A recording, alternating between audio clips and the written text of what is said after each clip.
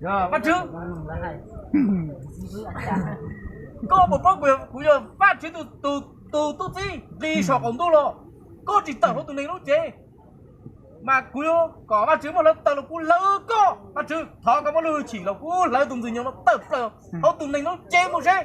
Các bạn trai rồi. Ôi trên đi tè. Ôi giờ chị trai là. Giờ tại có chế mà nhưng mình còn chân đi tè nè. Bắt chứ. Thọ có một lúc khử sinh. Có lỡ tao là cú lỡ từ này nó. Từ đan từ nhung nó. Hố thì đi tè có tao một chế bắt chứ. Thọ có thể tiền.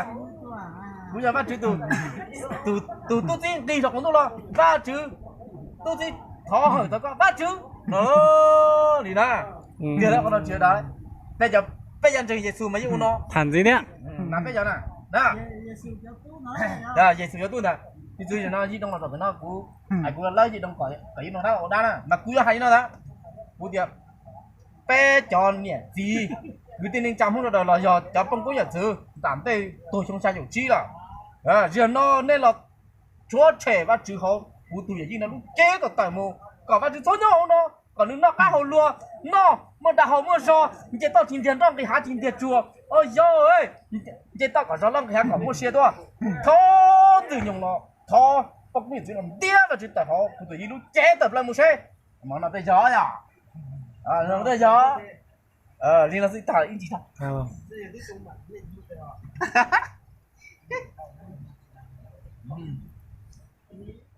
tao á tao